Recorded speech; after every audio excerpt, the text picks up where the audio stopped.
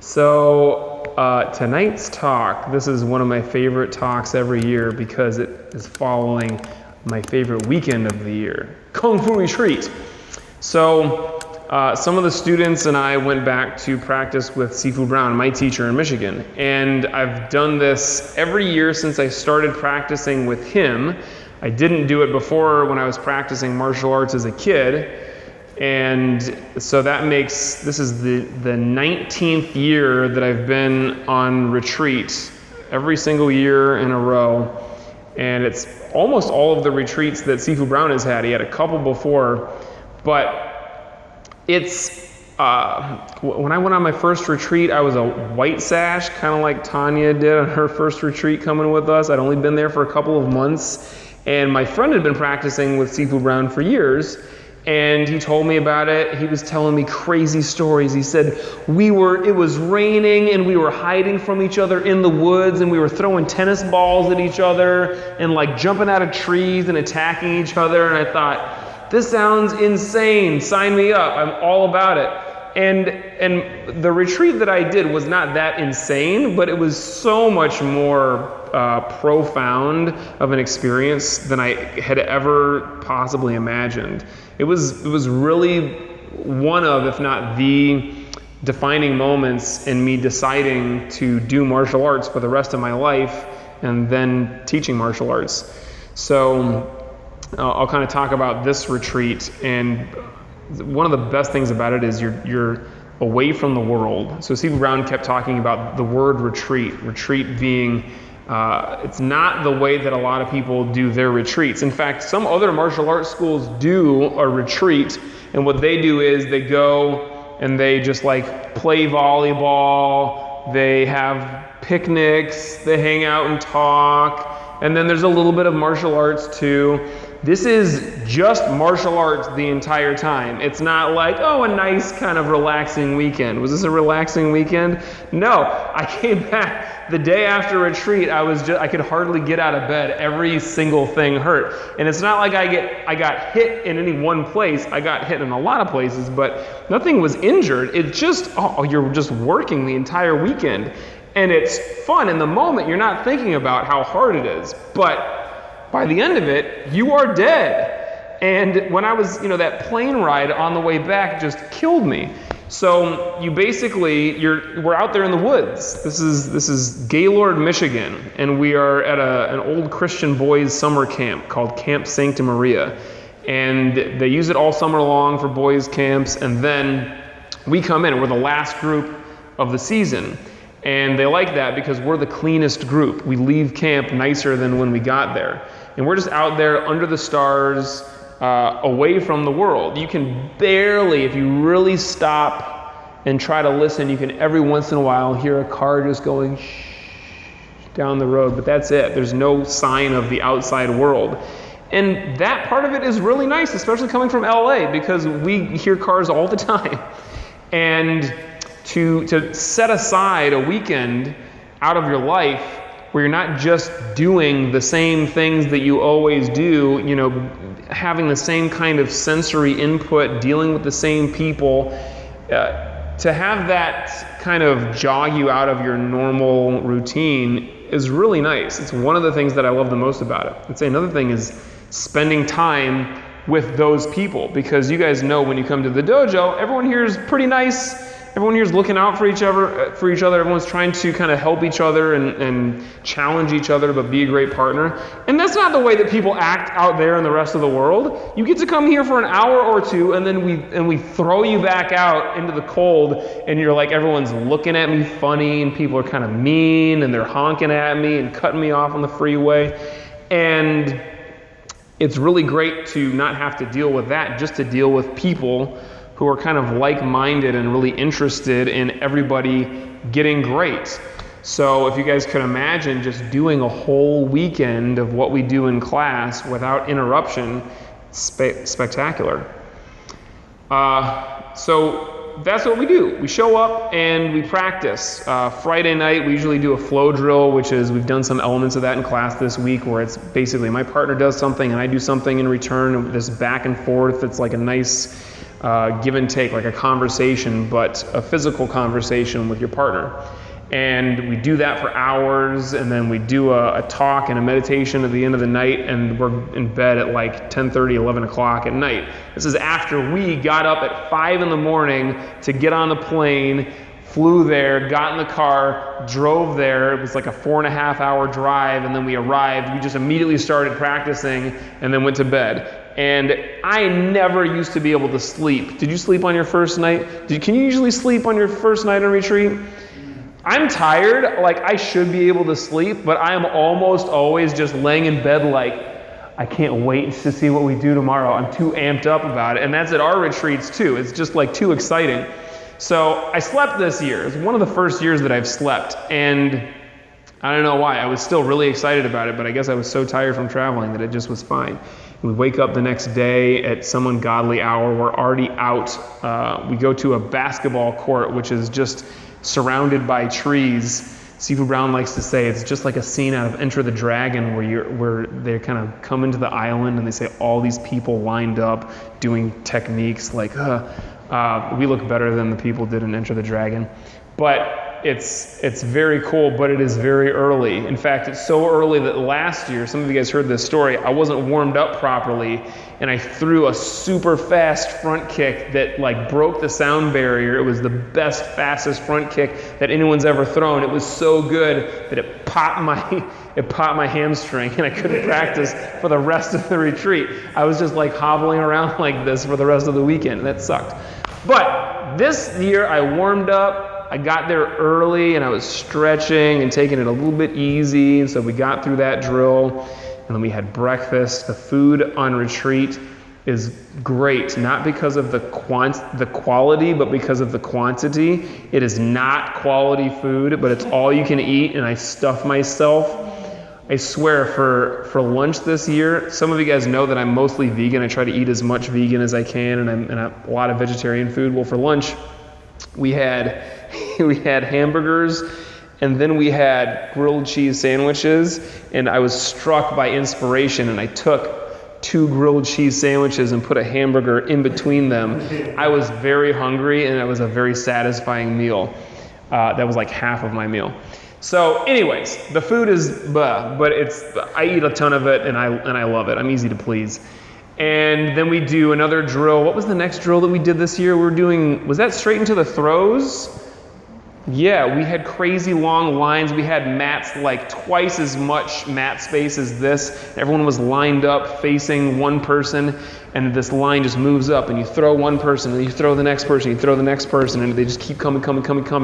And that's a crazy, difficult, dangerous drill, but miraculously nobody got hurt, that I saw at least.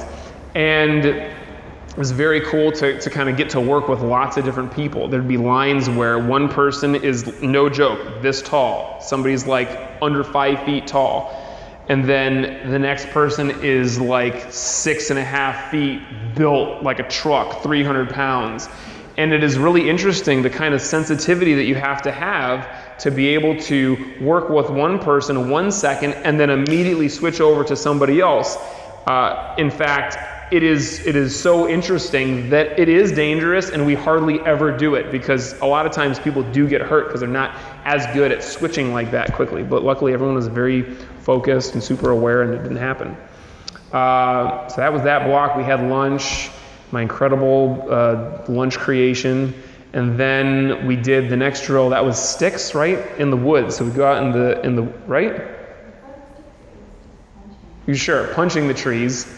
And we had pads taped to the trees all throughout the woods, and my tree, the pad didn't have any tape, so the pad was just on the ground. So I was just punching the tree like this, softly, because I'm not dumb, but really made sure that I was hitting with my top 2 knuckles. You have to be very aware when you're punching trees instead of mitts. And then we got sticks, and we were moving through the trees, hitting the sticks. And I was dead by the end of that drill. A lot of people had blisters, just opened up hands. First, Naomi came on retreat, and first she opened up these knuckles punching the mitts, and then with the sticks opened up the inside of her hands and had blisters. Like, her hands are just useless now. That's why she's not in class this week. And then after that was dinner. Dinner was delicious. I don't remember what it was. Lots of food. I ate it all. And then we normally at the last drill we do a demo. The demo actually, when I came to my first retreat, Sifu Brown took place in the demo. You've seen Sifu Brown's demo, right? It's like black magic. I watched with my mouth on the floor the whole time, and I'll just give you a dramatic verbal reenactment of one of the things that he did. He used to do this. He does not do it anymore, but he would take a guan. Some of you guys know what a guan is. It's a very long staff. It's a flexible staff. And he has a student hold it like this, and the other end goes against his throat. And they move in. This is a Qigong that he learned in Shaolin Temple when he practiced there. And they move closer and closer. So the guan with the point against his throat bends like a U. And then the part that Sifu Brown added, because he's got to be, a little extra. Sifu Brown's very dramatic. He's put a pile of concrete, a couple concrete slabs on his back, and somebody breaks it with a sledgehammer while he's got a guan against his throat. And then the idea is he's not insane. He's able to strengthen and place the energy in his throat to keep himself safe so that he doesn't die. But you could easily mess that up and get seriously hurt or killed. So he's survived every year thus far, but has stopped doing that probably for very good reasons. And I remember seeing that and thinking, like, that's the kind of thing that you see in a movie and you think, that can never happen in real life. And it happens in real life in front of you, and you think, there's something real going on here. So there's something more real than my conception of real. And all of the other incredible stuff that we see at demo. And that was really the moment that I thought, I don't know what all of this is, but I got to do it. This year we didn't do a demo, we did sparring, and everybody sparred. And we had people who have never sparred before get to spar. We had really great partners who were taking care of people, and then we had some people who were not great partners who weren't taking care of people. One person in particular who you may see behind the front desk. That's funny how that works. She took a nice roundhouse kick to the eye, so she's got a little bit of a black eye. But we were sparring like in the dark. We had tiki torches and very low visibility. And so I was thinking, every time I spar with somebody, I'm just going to take them to the ground, because I don't want somebody else to kick me by accident or somebody to slip or whatever. So I just take them to the ground and tie them up and tap them out, and that's it. But not everybody else was doing that. And some people were keeping their hands down a little bit too low. But besides that, everybody got out of sparring unscathed, and everyone got to see there were a lot of great exchanges. Two of our senior students were throwing each other, like somebody said, 8 feet in the air, and it was absolute mayhem out there. Very cool to watch. I didn't get to see it because I was one of the senior students sparring with somebody else. But my partner, Mr. Allen, some of you guys have met Mr. Allen before. He's this tall, and I'm sparring with him, and we have like a good back and forth. I'm fast. He's got long arms, and he's fast. And at some point, everyone starts cheering and going, whoa, at what's going on over here. And Mr. Allen stops to look like this, and I snuck up behind him, and I jumped up to try to choke him, but he's so tall that he just went like this and just walked away from me and came back up. But I almost got him. Anyway, that drill was fun.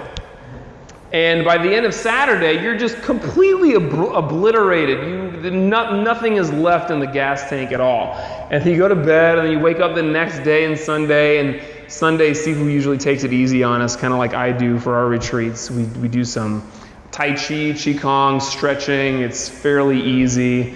And then this year we did some grappling after that. So we got to do some Brazilian Jiu-Jitsu, some techniques that some people had never done before, and another chance for people to practice with each other.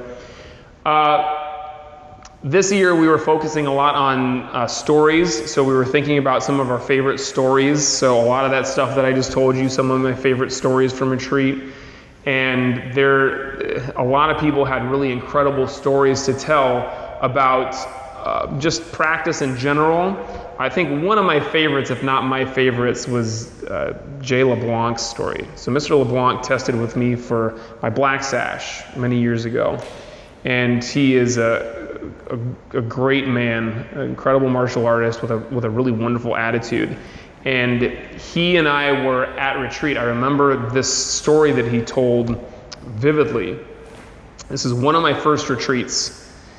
And Sensei Hurtsellers, who has been a student of Sifu Brown's also, but practiced for 20 years before he ever came, and has his own school in Ohio. And he came one year to take part in retreat with us as he was a student practicing too.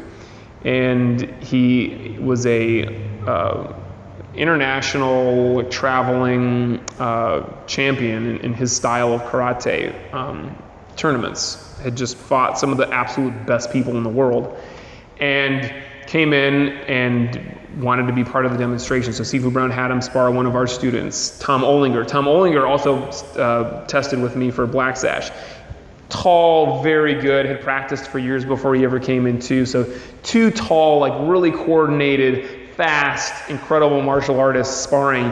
And at one point, Sensei Hurtsellers goes what with a roundhouse kick and just touches Olinger's head. And you could hear it just like that. And everyone's and Sifu Brown goes, "Whoa, time, Olinger, are you all right?"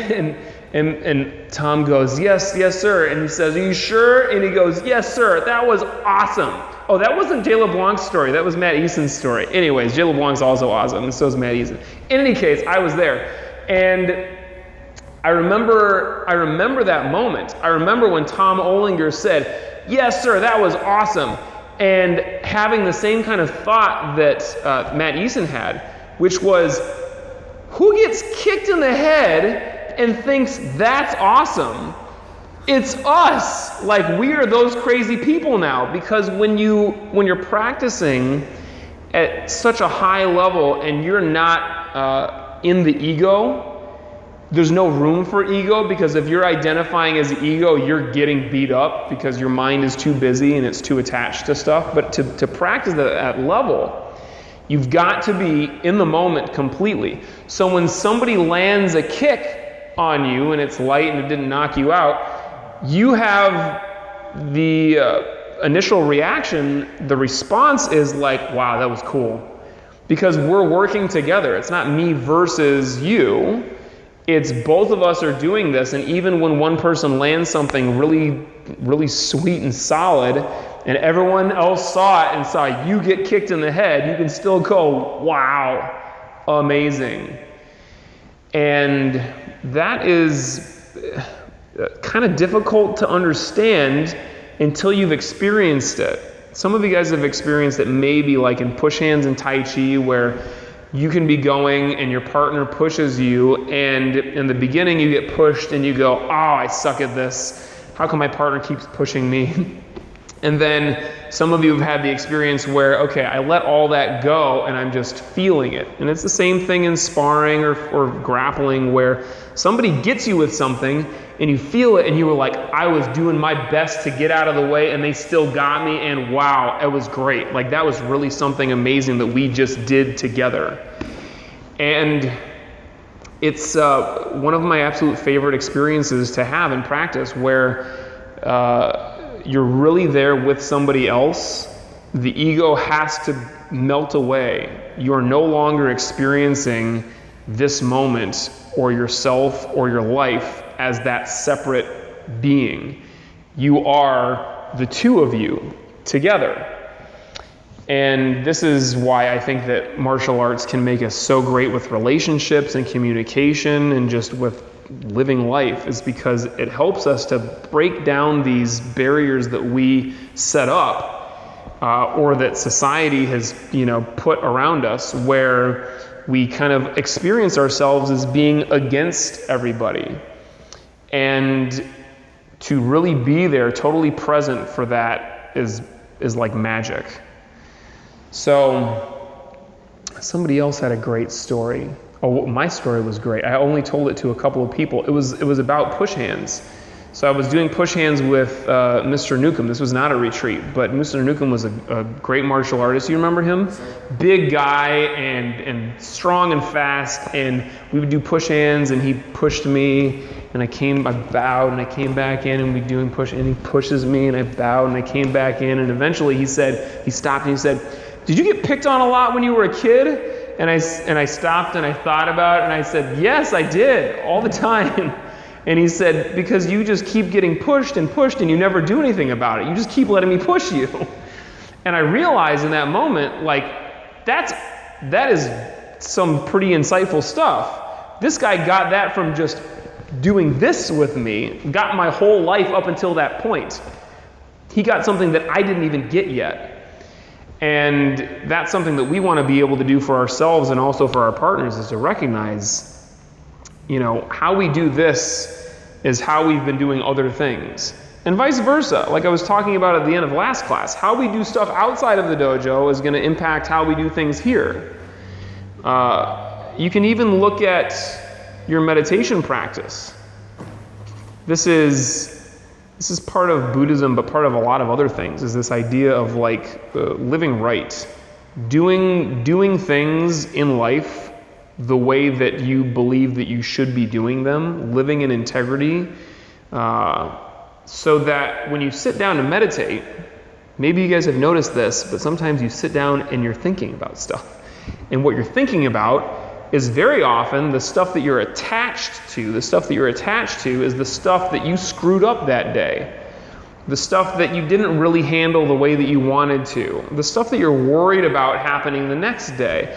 All of that is happening because we don't have our lives in order to the degree that we would like. And there are only two things to do about that.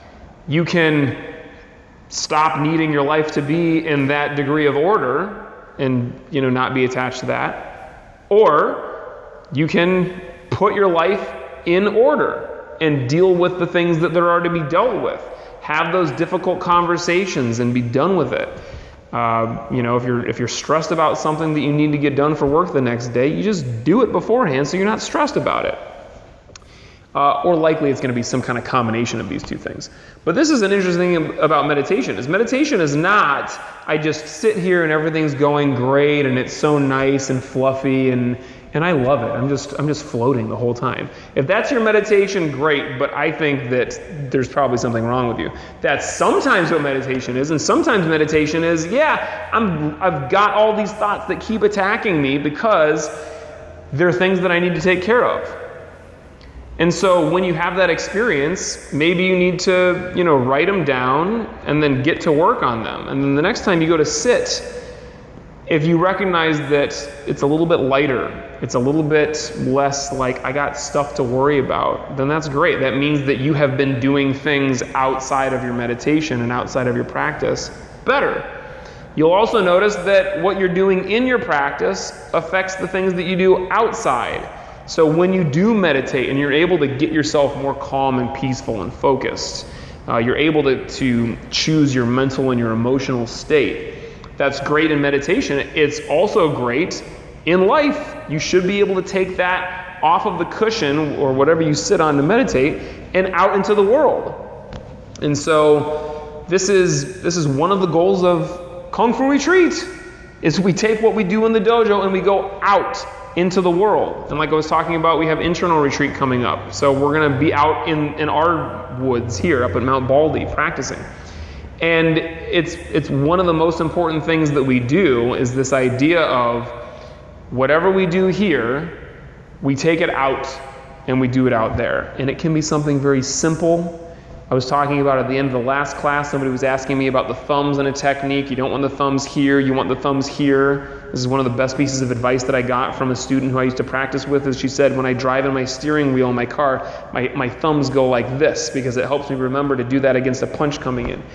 And all of these little things that we do, they could be simple, fun things like that. They could be massive, life-altering things. The more stuff like that we take from here out into the rest of the world, the better life is. And this is this is my definition of a martial artist. It's somebody who takes what they learn in class and applies it outside in life. And it's not just punching and kicking people. In fact, if you're punching and kicking people, you're probably not doing martial arts. You're not a martial artist. You're just out there fighting. But if you're really able to do that and you see the translation and you take it out and maybe if you're real good, other people around you start to experience that. And it should be the same thing in your meditation. It's not meditation for me only, and then when I deal with everybody else, I'm a jerk like I always used to be. Like, people should be seeing me and asking me, oh, how come you're so calm right now? I remember, I'm already past time, but I'll tell this story. This is shortly after I started meditating. I was on a plane that we all thought was going down. I heard a loud slam, and it sounded like one of the food carts had fallen over. It was very loud, violent, and scary. And the flight attendants started running up and down the hallway. And I stopped one of them and I asked, I think I was 18 years old, I asked, excuse me, what happened? And she said, oh, we hit a bird. And I thought, a bird? We're in a 747. What's the big deal? And the pilot comes on and says, everybody buckle your seatbelts and prepare for an emergency landing. And so everyone's like, oh! And I was sitting in the middle between two older women, who were both like, had the very real fear that we were about to die. And I was just holding their hands like this. And I was like, it's okay, we're gonna be all right.